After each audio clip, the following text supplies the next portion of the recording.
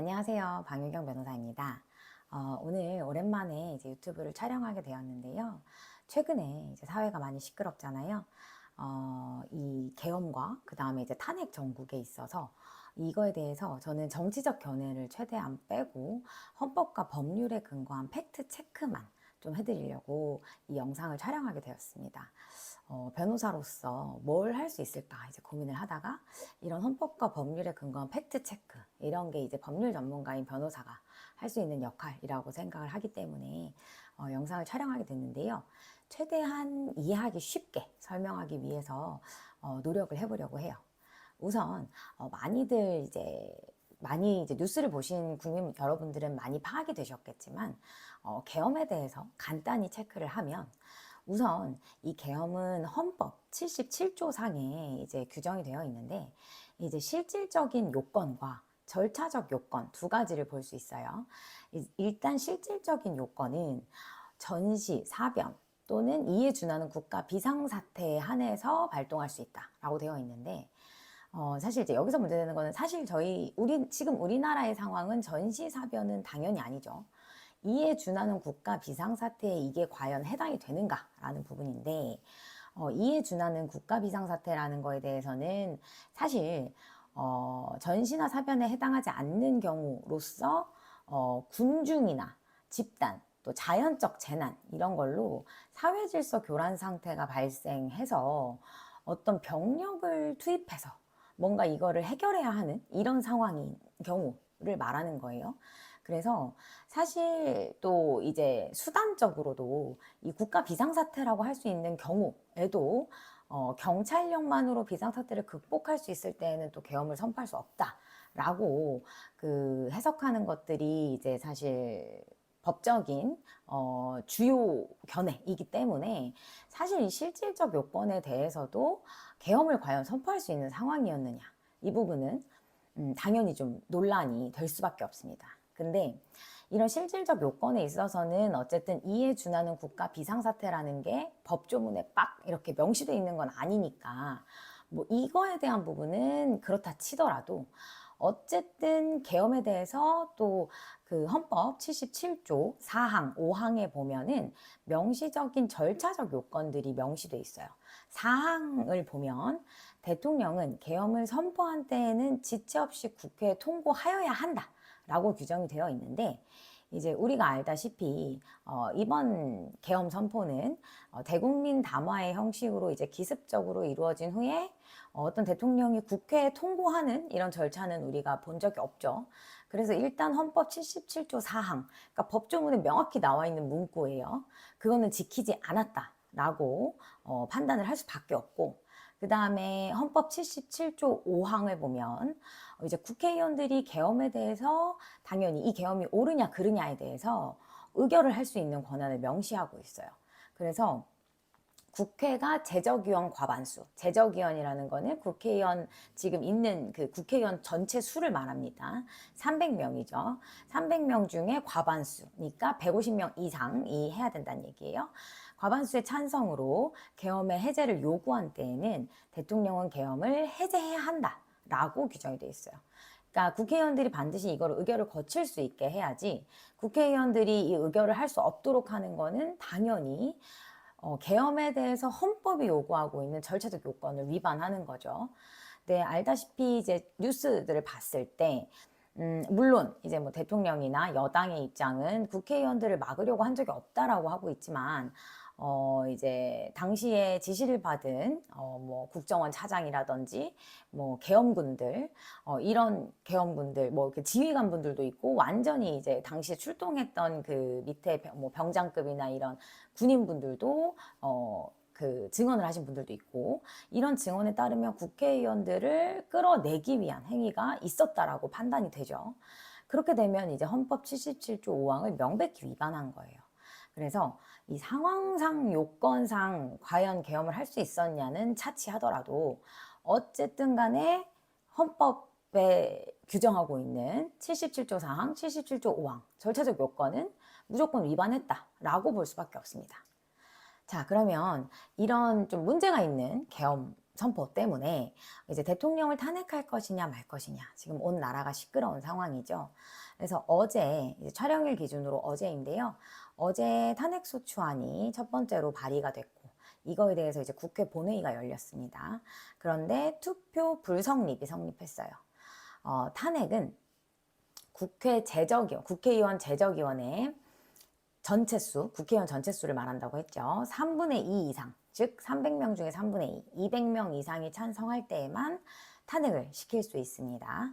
그런데 어제 이제 여당 의원들이 이제 투표를 거부하고 이제 본회의장을 나가버렸죠. 그래서 이제 여당 의원들 중에 3명은 이제 투표에 참여했어요. 그래서 총 195명만이 투표를 했습니다. 이제 그렇다 보면 이 사람들이 전부 찬성했다 해도 당연히 뭐 가부를 결정할 수가 없죠. 그렇기 때문에 이제 투표가 불성립됐다라고 선언이 된 거예요.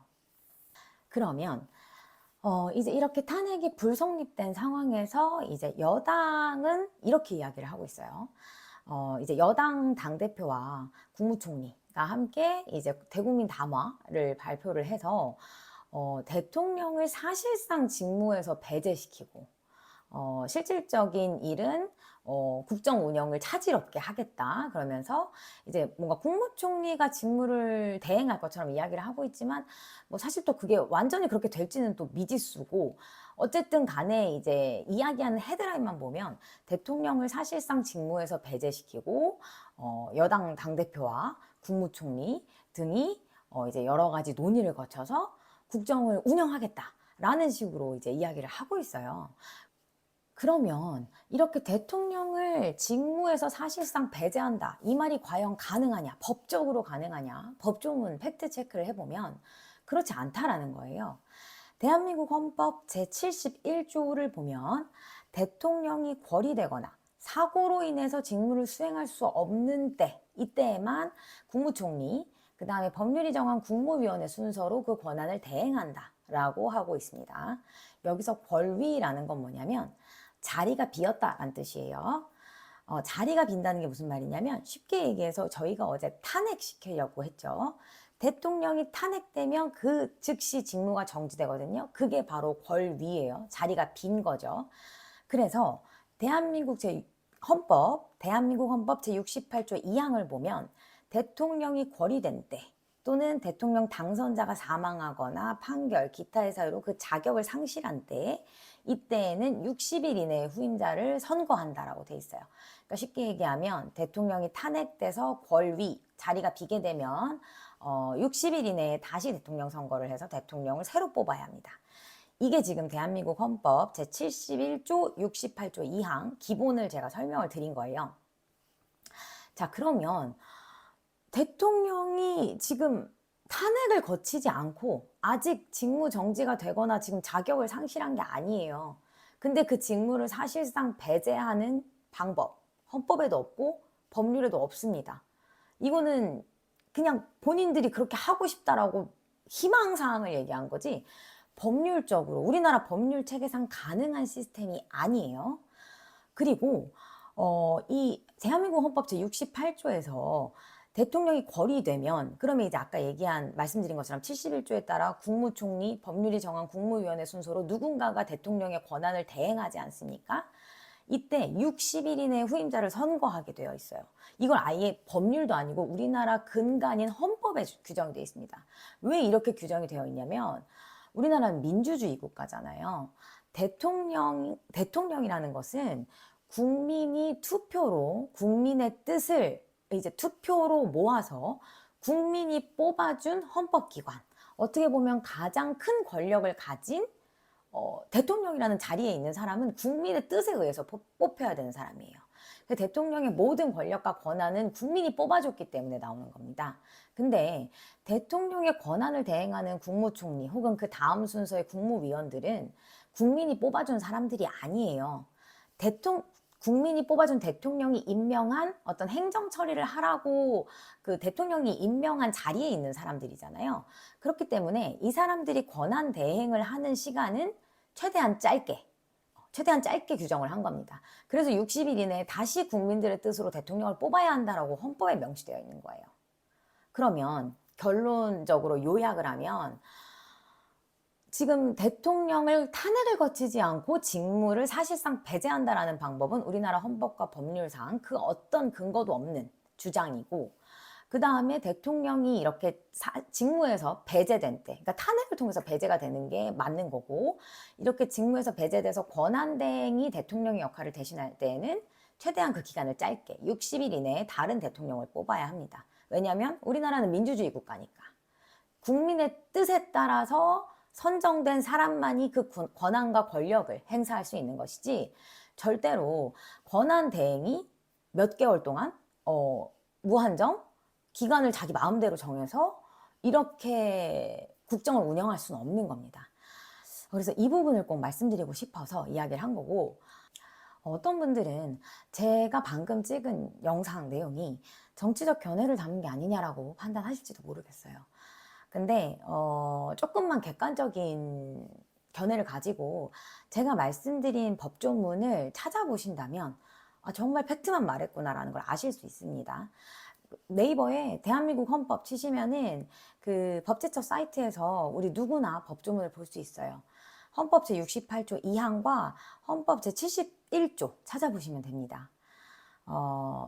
이 부분을 꼭 국민들이 팩트체크, 제대로 된 팩트를 아셨으면 좋겠다 라는 거를 제가 꼭 변호사로서 말씀드리고 싶어서 이 영상을 찍게 되었고요. 하루빨리 이 상황이 정상화돼서 평화로운 일상을 좀 되찾았으면 하는 바람입니다. 그러면 모두 추운 날씨 감기 조심하시고 저는 다음 영상에서 찾아뵙도록 하겠습니다. 안녕히 계세요.